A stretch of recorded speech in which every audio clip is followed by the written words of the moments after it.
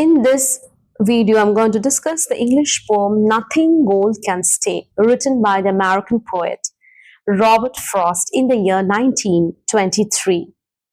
So before I discuss the poem, let me first of all read out the poem. Nothing gold can stay. Nature's first green is gold, her hardest hue to hold. Her early leaves a flower, but only so an hour. Then leaf subsides to leaf, so Eden sank to grief. So dawn goes down today, nothing gold can stay. It's a beautiful poem. It's a short poem of just 8 lines, but it's a powerful poem. The main theme of this poem is the fleeting nature of life, the fleeting nature of beauty, youth. Nothing is permanent in this world. That's what Robert Frost actually emphasizes and tries to bring home the point, that nothing is permanent in this world. You know, something that comes has to go away too.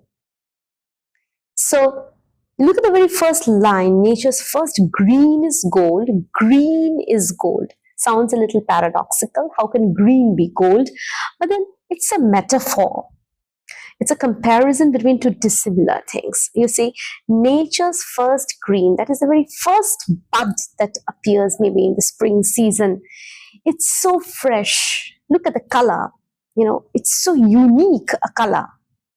It's different from the color that you see, you know, the color of the leaves maybe in the summer season or maybe in the autumn. You know, the color changes. In the autumn, it's dark brown and then, you know, it falls down.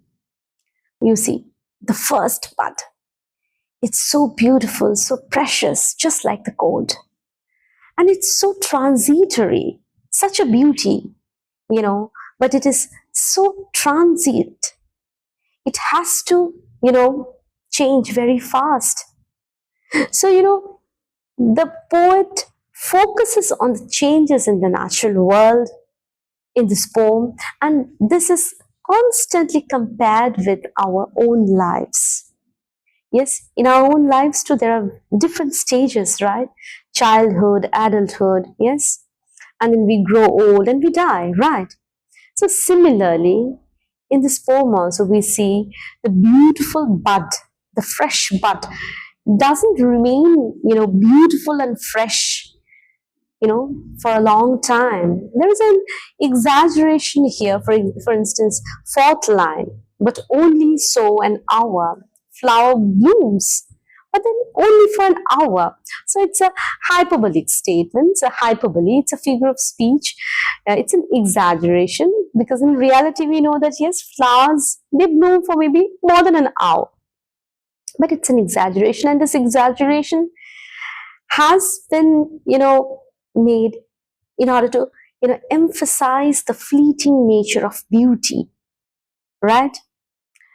And so as far as the structure of the poem is concerned, you see, it also has a wonderful, you know, rhythmic pattern. The rhyme scheme is A, A, B, B, C, C, D, D.